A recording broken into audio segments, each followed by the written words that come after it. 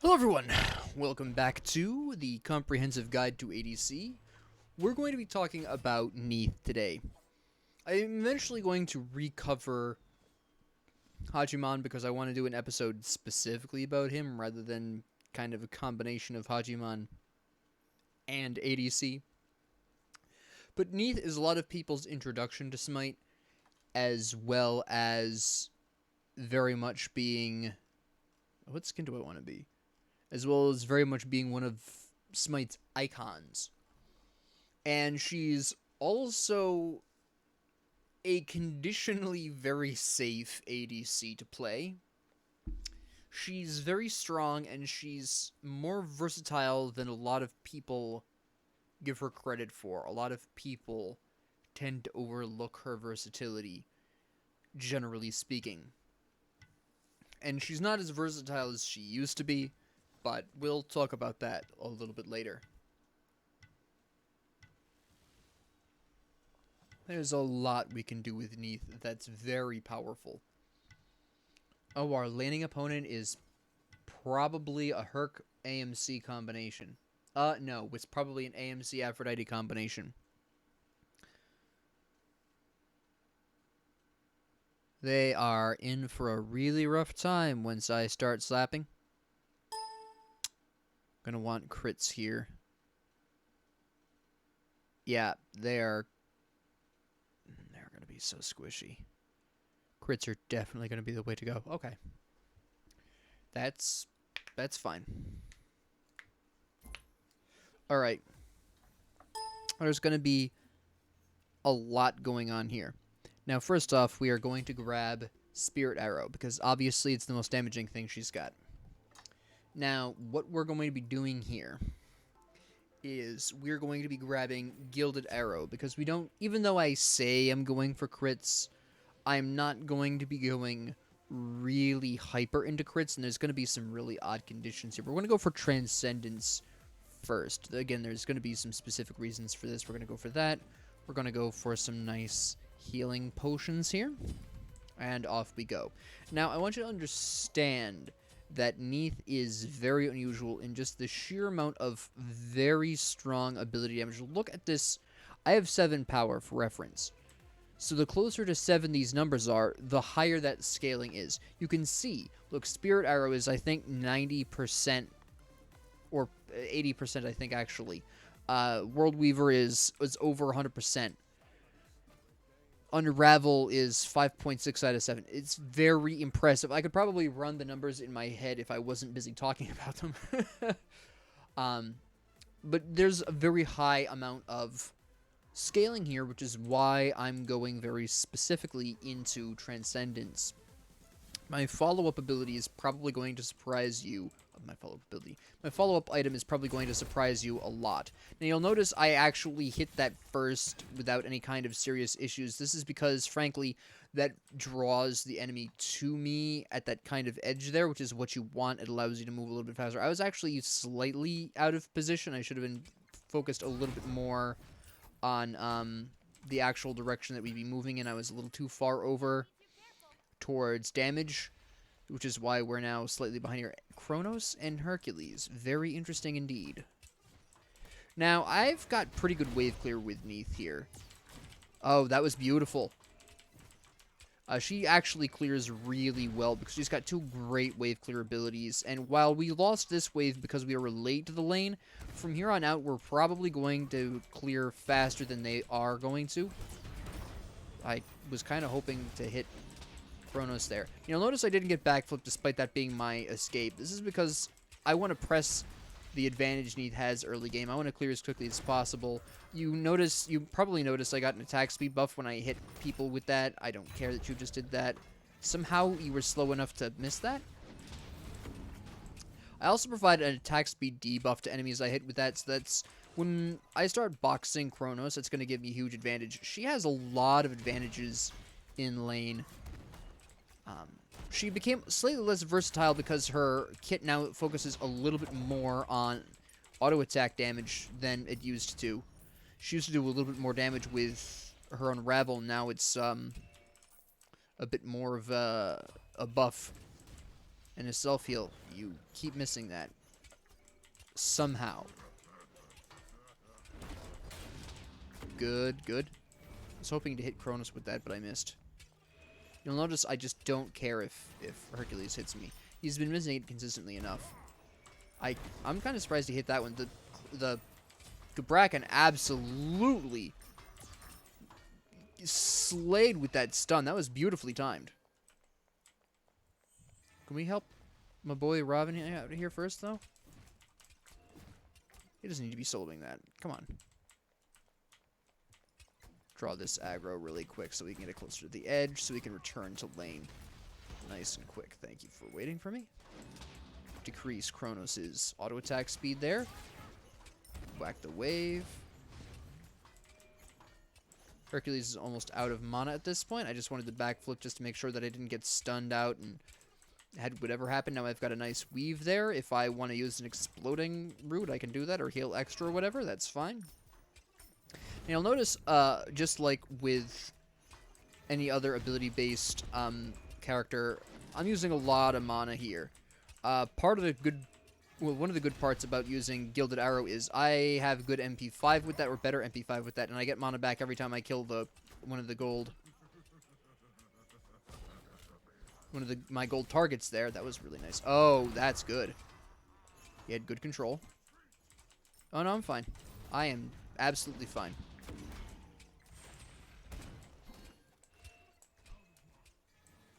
No problem. No problem. This is not an issue.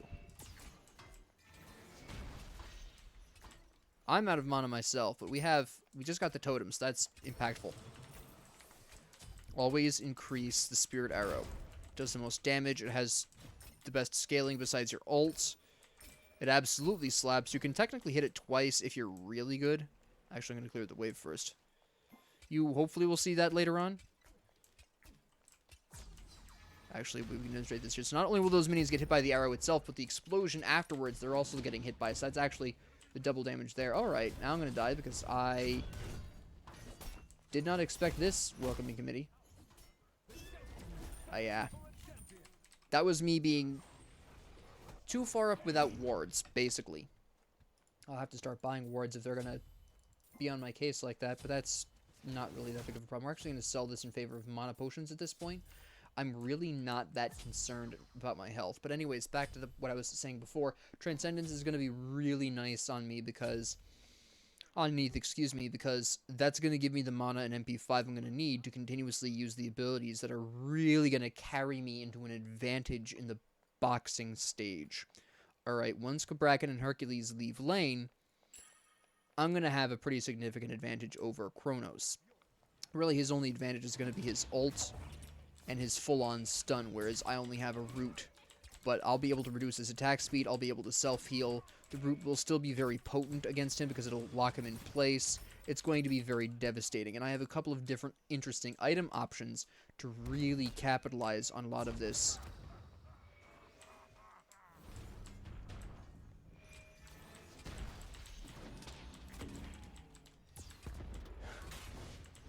Nice, nice. Use a health potion here.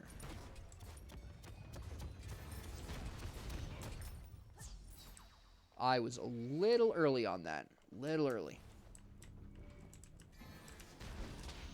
Alright. Did I hit him? No. That's gone still? Oh, that's a shame. Oh well. We're gonna use this weave for extra damage. There we go.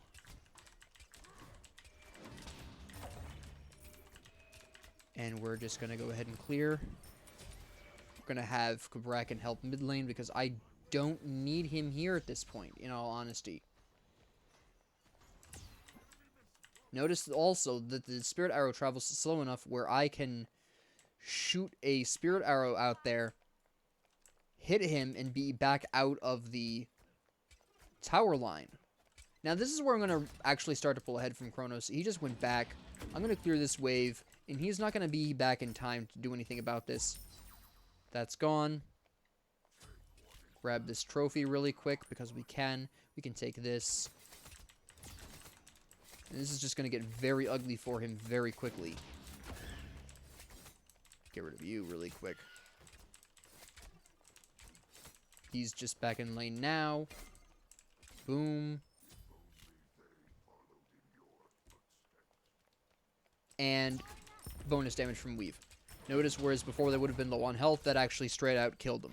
Yeah, not an accident.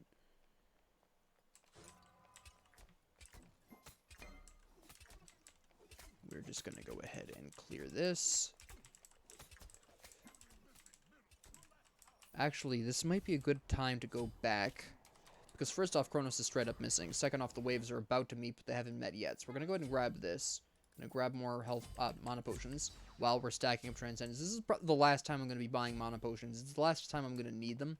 Because right now I'm only buying them because I need to get the stacks for Transcendence first. What is he building, by the way? Ring of Facade. Okay. Not a bad opening move. By any means. Perfect. I don't think he grabbed my purple. I'm about to find out. Slow down that attack speed. You really shouldn't be trying to poke me right now, guy. You can't win that fight.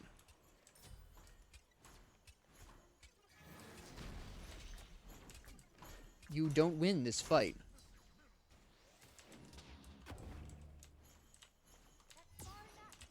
Unless I miss everything. But then so do you, so whatever. And he just has to fall back. He's out of mana. He's low on health. He can't do anything with this.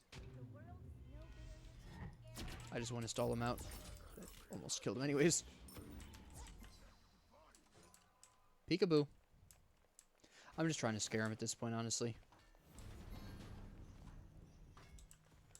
I have wards up. I'm not too concerned. Get the nice wave clear here. Get some nice stacks as well.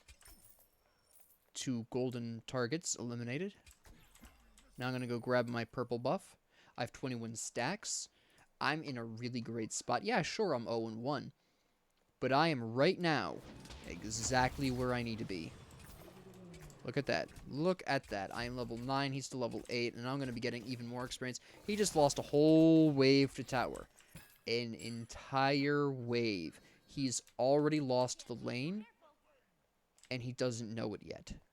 Okay? Neith is incredibly powerful. She has... Her abilities can do a lot. And Transcendence is almost a must-buy. There are situations in which I did not open with this. These are few and far between. Against specific laning opponents, Soul being one of them, Freya, I'll typically go for Aussie instead as my first item because I need the lifesteal a lot more.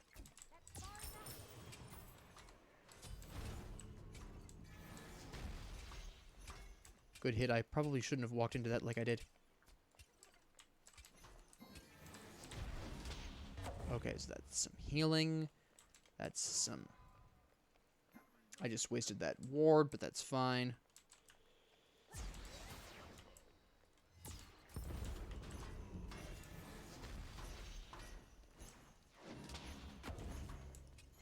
And he just lets me do half of that. Okay. I missed that somehow, but that's fine. You can't catch up to me. You're just not going to. What did he build afterwards? Oh, he's going for the... Okay. We're okay. Nope. Nice try, though. That was good. Didn't see that coming so quickly.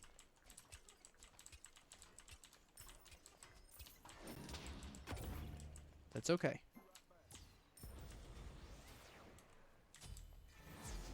Nope. Denied. Now I gotta go catch up to him in terms of items, which is not really a problem. Behold. Nope, that's not what I needed. There we go. Soul Eater. Now, why is Soul Eater over Aussie, Bloodforge, etc.? Well, all of my abilities do damage, and as I mentioned before, Neith has abnormally high scaling, which means everything I do now is going to heal me. The Unravel, that is what it's called. Unravel is going to heal me even more at this point as well. I'm also about to finish my Transcendence stacks. There we go. And again, just to reiterate, building Soul Eater stacks is a piece of cake. Anything dies in your vision, you get a stack. It's an absolutely incredibly amazing thing. So getting these stacks is going to be an absolute cakewalk here. Alright. It's going to give me 10% penetration, which Bloodforge and Aussie don't do. It's going to give me 10% cooldown, which, again, with such powerful abilities, you want them to be up as often as possible.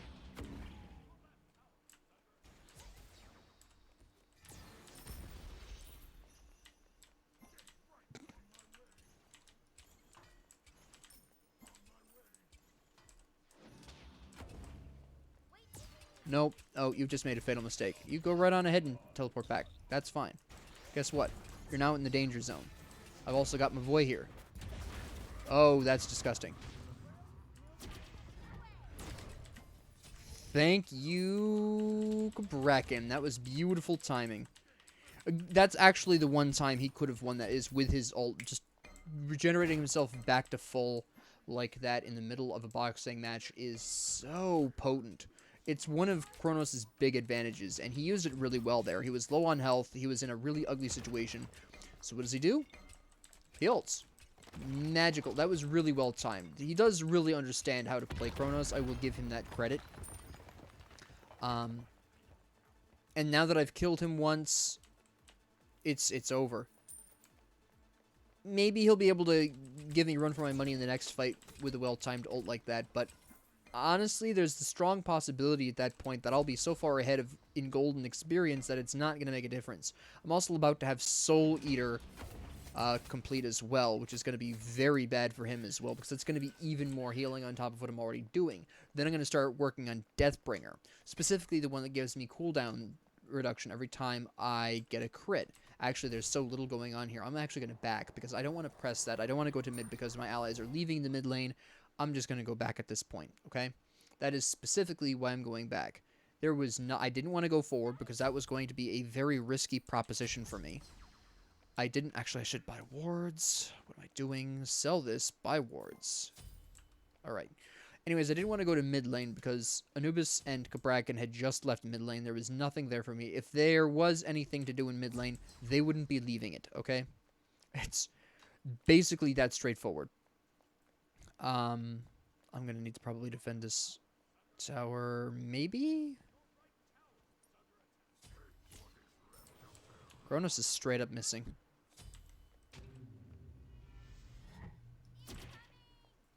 Just to make sure she dies. Okay, she died. Well, Kronos is over there now. Okay. I'm a little surprised that he'd be over there.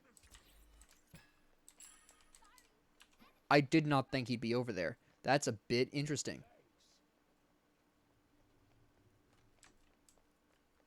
That's a really wild ride. Okay, so what I'm going to have to do then for warding, now that I know he's interested in doing that, which doesn't surprise me, he's fairly good at rotating that aggressively because he does get that move speed boost. I'm just going to throw some very aggressive wards here so that way people will know where he is and what he's doing. At this particular point, we have once again lost track of him. I don't know where he is, so I'm just going to clear this wave really quick because it's a fairly safe wave to clear right now. Get rid of that. I almost have my ult back up. We'll clear this wave because, again, this is a safe wave to clear. There's very little risk of me dying at this point to anything here. There we go. Now, the Kronos, even though he got a kill, you'll notice he's falling behind. I don't know what he's been doing.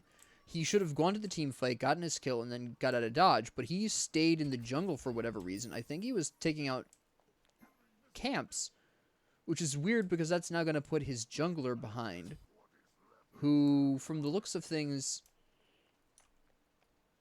Oh, he can afford it. Never mind. Okay. I was assuming he couldn't afford it, but looking at it, well, kind of. He is a level down. Who's our jungler? Mulan? No, Ravon is. Ravon is 15, Lancelot is 13.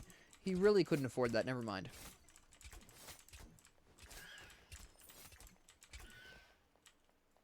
Now, where is he at? There he is.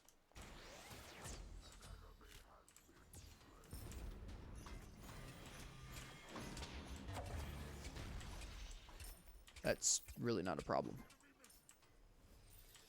You use that too. You used that at the wrong time, honestly. That was a mistake on your part.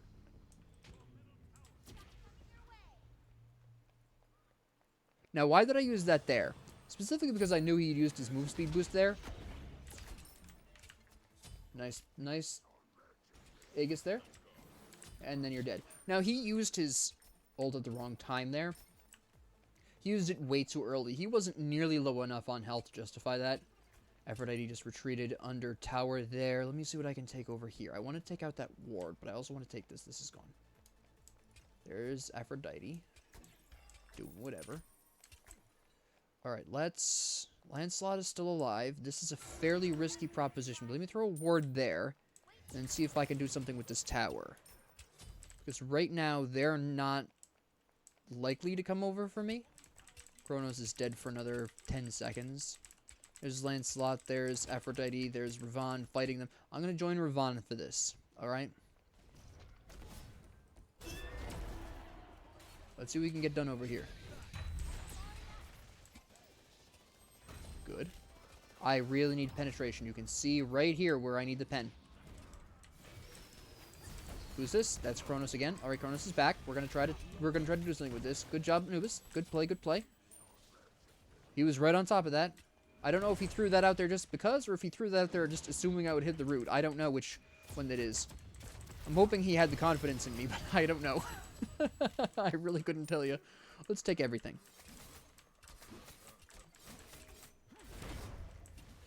Alright, now I'm going to go take Kronos' purple buff at this point. And... oh, Lancelot gave me a heart attack. I thought he was after me. He really wasn't. He was after the wave. He's just going to let me take this. What is this? He just totally ignored me. What? I'm not even sure he's going to come back to defend this tower. I'm not going to push this. I'm not going to push this. Yes, I'm 2 levels up on Kronos right now.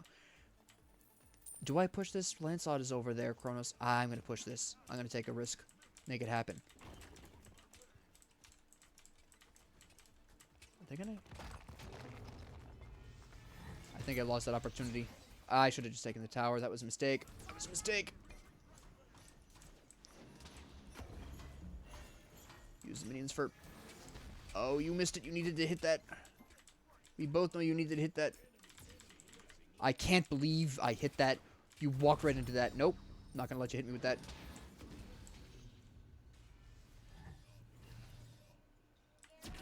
Get him. Did he beats that? I think he did. Nah, he's out. There's no way. He can't catch up to that. Kronos moves too fast. Does he have Doom Orb, by the way? No, he just has pure attack speed. Just runs like a lunatic. That's a shame. I'm only going to clear a wave here. I am not actually going for this. No, I don't have time. I don't have time. I gotta go. Kabrakan, you scared me half to death. I don't know if you audibly heard that gasp of absolute horror. I had a stinking heart attack. What the hell, man? Come on. I just saw these horns in front of me all of a sudden. It's like, what the hell is that? It's Kabrakan. Spooping me.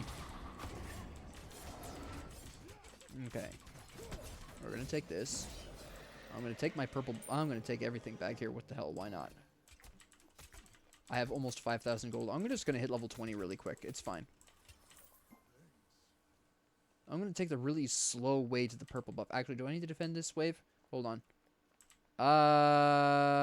Yes? I probably didn't need to, but I hit level 20, so whatever.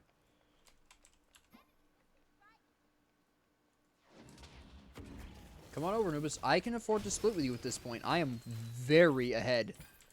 Do not even worry about it. I'm going to clear this wave one more time. Probably the side harpies as well. Get my gilded arrow buff for attack speed so I can kill this even faster. Barely. I'm so behind on items. I haven't purchased anything in a hot minute. All right, we're going to go back and spend some of this gold because holy cow, I am so wealthy. All right. Again, very specifically, we want Malicious Deathbringer. We want that subtraction on all of our abilities because they are potent. All right, at this particular point in time, there's a couple of things you can build. One of my favorites is Hydra's Lament because this absolutely slaps with Neith. You hit that root, boom. Huge damage. I can't even explain to you how potent this is. Now, at this point, you've got a couple of other options as well. You can go with the Crusher. You can go with some more Pen. I typically like to go for more Pen personally. I'm actually going to very specifically go for Wind Demon at this point. They don't even need that. Wind Demon because right now I have 20% penetration. They're not terribly tanky. Actually, yeah. They're not terribly tanky. I don't think I need the penetration from Wind Demon. Oh, but I could go with... Yeah, no, I'm probably going to go with Poison Star, actually, looking at their team comp. We have Aphrodite healing herself and an ally. We have the healing from AMC, who I'm assuming is also building... Yeah, he's building some lifesteal there. We've got Hercules, for Pete's sakes. You are seriously trying to fight me? I completely whiffed that, but I hit the other shot. Alright, sure. Let me hit you with that Hydra's Lament shot real quick, brother. That's fine. Alright. Alright. Again, I want to emphasize, I've mentioned this in other episodes, I am the ADC. I do not call shots unless I am 100% confident. Bracken called the retreat. He didn't want to engage on that. Listen to the support, alright? I'm not going to engage that. I know there's enemies nearby. I don't know where they are, but I know they're close. I'm not going to take that because I'm level 20 already. Really? I am very aggressively ahead at this point. Now, anyways, let's talk a little bit more about Neith's builds. Now, I mentioned earlier that I was originally going to build Wind Demon, but realized that they weren't tanky enough for that. If they were a tankier composition, I would absolutely 100% be going for that delicious lip-smacking... I forgot the name of it. Poison Star. It is Poison Star, right? Shadow Steel Shuriken. They changed the name of it. That's because they put the poison on the... Yep, okay, never mind. I know what I'm thinking of. Shadow Steel Shuriken, though, for the anti-heal. But, yeah, a lot of the time I would go for Wind Demon for that penetration. Another good build here would be the Crusher. If they didn't have so much healing on their team, I probably would have gone with the Crusher. Get you some attack speed, make your abilities do damage over time. Absolutely fantastic item on Neith. But I need that anti-heal, and I want to increase my crit percentage, so Shadow Steel Shuriken it is.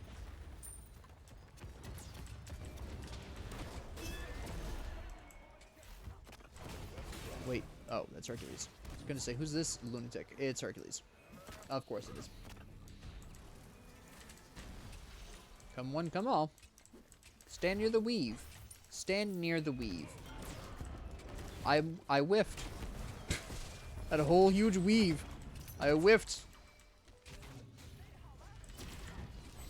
Perfect. Can we kill?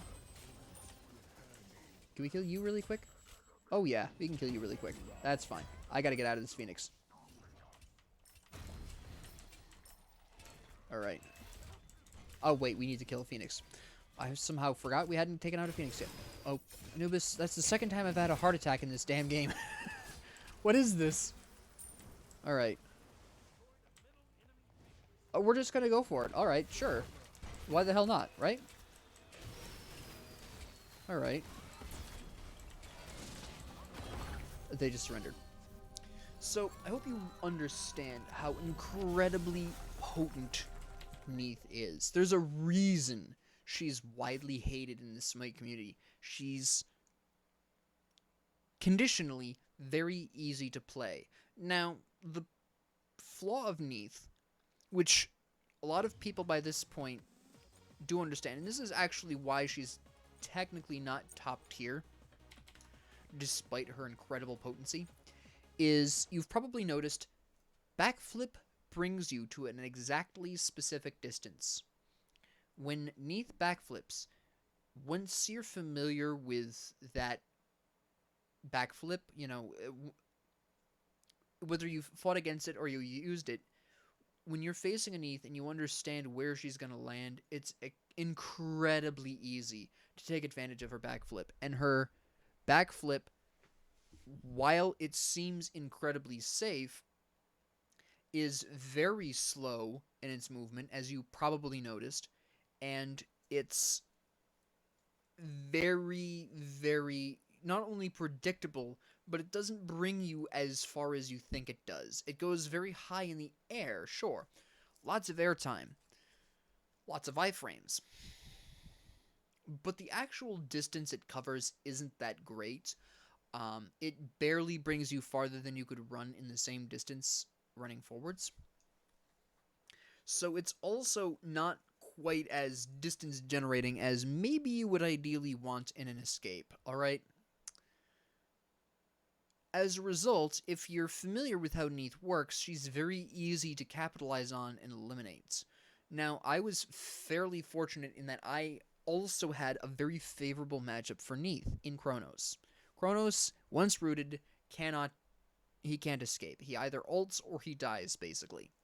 This is one of the reasons why I built Hydra's Lament. I mentioned Hydra's Lament is incredibly potent on Neith, more so than ever now that it has 10% penetration.